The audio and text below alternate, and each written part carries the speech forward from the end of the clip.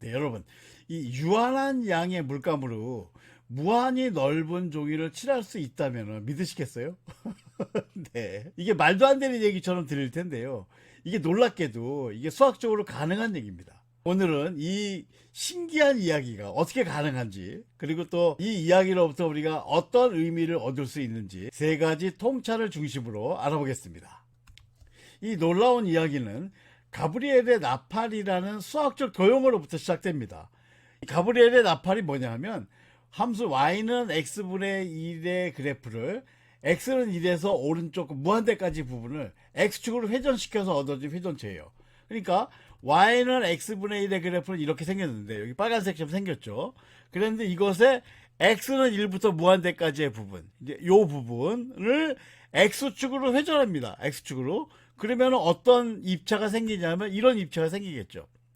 이 입체를 나팔처럼 생겼다. 그래갖고 이제 가브리엘의 나팔이라고 부르게 됐습니다. 역사적으로 이 도형을 가장 먼저 연구한 학자는 17세기 이탈리아의 수학자 토리첼리라고 합니다. 이 가브리엘의 나팔의 부피와 건널비를 계산할 텐데요. 먼저 이 나팔의 부피는 유한합니다. 정확하게는 부피 V는 파이가 되는데요. 계산하는 과정은 이렇게 됩니다. 이건 회전체의 부피를 구하는 공식을 이용해서 계산한 거고요. 실제로 계산해 보면은 여기 파이가 나옵니다.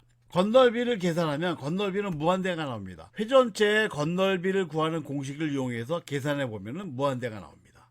그래서 이 가브리엘의 나팔의 부피는 유한하고 건널비는 무한대다라고 하는 것을 방금 보였는데요. 그래서 우리가 이렇게 생각해 볼 수 있습니다. 이 가브리엘의 나팔에 물감을 부어서 채워보자 하는 거예요. 그러면은 부피가 파이니까 파이 리터만큼 물감을 부으면은 가브리엘의 나팔이 가득 차겠죠. 가득 찼다는 얘기는 무슨 얘기냐면 가브리엘의 나팔의 안쪽 면을 보면은 물감이 묻어서 다 칠해지게 되겠죠. 그런데 그 채워진 넓이가 얼마가 되냐 하면 무한대가 되는 거죠. 왜냐하면 나팔의 두께가 0이라고 생각하면 안쪽 넓이나 건널비나 똑같기 때문에 그렇죠. 그래서 이 가브리엘의 나팔로부터 유한한 양의 물감으로 무한히 넓은 데를 칠할 수 있다 하는 얘기를 할 수 있습니다. 그래서 수학적으로는 이게 가능하다는 걸 방금 이제 설명드렸는데, 그런데 이게 우리 경험으로는 말이 안 되는 얘기잖아요. 그죠? 유한한 양의 물감으로 어떻게 무한히 넓은 데를 칠하겠어요. 이거 말도 안 되는 얘기인데, 이렇게 수학적 사실과 우리의 경험이 서로 충돌하고 모순되기 때문에 이거를 가브리엘의 나팔의 역설이라고 부릅니다. 이 역설을 어떻게 설명할 수 있는지 이제 궁금하실 텐데요.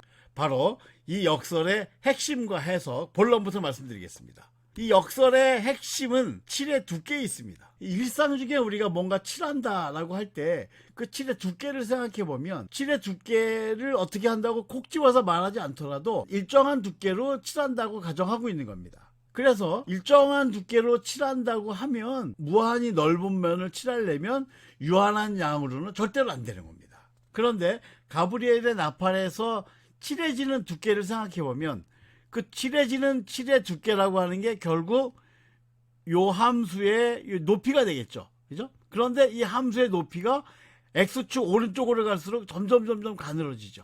그래서 무한히 가늘어지는 거예요. 그러니까 두께가 x축 오른쪽으로 갈수록 무한히 얇아지는 그런 방식으로 칠할 때는 가능하다 하는 거예요. 그래서 결국 가브리엘의 나팔을 채워서 면을 칠할 때의 칠의 두께와 우리가 일상 중에 칠한다라고 할 때 칠의 두께는 완전히 다른 방식인 겁니다. 그러니까 우리가 칠한다고 할 때 어떻게 칠하는지, 두께를 어떻게 하는지 명확하게 해야 한다는 걸 알 수 있습니다. 그 칠의 두께를 어떻게 하는지 명확하게 하지 않으면 말도 안 되는 일이 벌어질 수 있다 하는 것을 알 수 있습니다. 네, 그러면 이것으로부터 우리가 어떤 통찰을 얻을 수 있는지 알아보겠습니다. 첫 번째, 수학적 통찰입니다. 직관을 넘어서기 위한 도구입니다. 가브리엘의 나팔은 유한한 부피지만 무한한 건널비라는 것이 가능하다는 걸 보여주는 거죠. 그래서 이거는 무한한 넓이를 칠하려면 물감도 무한히 있어야 한다는 우리의 경험하고 모순되는 그런 역설적인 얘기인데요. 이 칠의 두께를 멀리 갈수록 얇게 하면 가능하다 하는 거예요. 그래서 유한한 양의 페인트로도 무한히 넓은 데를 칠할 수 있다는 걸 보여주는 거죠. 이렇게 수학을 통해서 우리는 경험과 직관의 한계를 뛰어넘어서 새로운 세계를 엿볼 수 있다 하는 겁니다. 그래서 수학은 인간의 경험과 감각의 한계를 확장시키는 그런 언어이자 도구라고 할 수 있겠습니다. 네, 두 번째, 인식론적 통찰이 되겠습니다. 명확한 정의와 개념의 중요성인데요. 가브리엘의 나팔의 역설은 개념과 전제를 명확하게 하지 않을 때 발생하는 오해라고 할 수 있겠습니다. 칠할 때 어떻게 칠할 것인지를 명확하게 하지 않았기 때문에 이런 역설적인 일이 벌어진 거죠. 결국 이 역설은 논의의 핵심 개념이 명확하게 정의되지 않으면 혼란과 착각이 생길 수 있다 하는 걸 보여줍니다.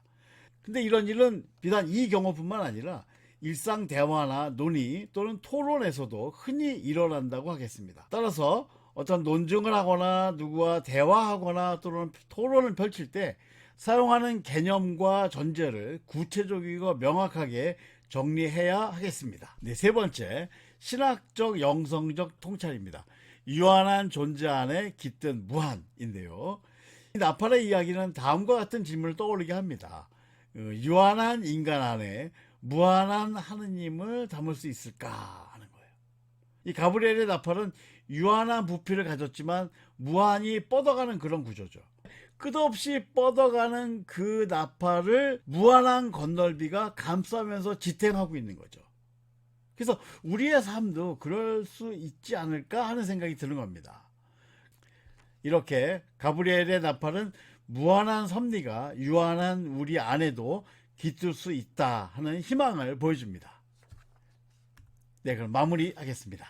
이 수학은 단지 계산과 공식을 위한 학문이 아닙니다. 수학은 우리의 이해와 감각의 지평을 넓히고 또 보이지 않는 진실에 다가가게 하는 언어이자 도구라고 할 수 있습니다. 이 가브리엘의 나팔처럼 우리의 삶도 의미와 사랑으로 가득 채울 수 있습니다. 그리고 그 체험이야말로 무한한 존재가 우리 안에 불어넣은 은총의 숨결이라고 할 수 있겠습니다. 지금 여러분이 아직 다 채워지지 않았어도 괜찮습니다. 여러분의 삶이 의미와 사랑으로 꾸준히 채워지고 그 체험이 무한을 향해 여러분을 끊임없이 이끌어가기를 진심으로 바랍니다. 네, 그럼 여기까지 하겠습니다. 감사합니다.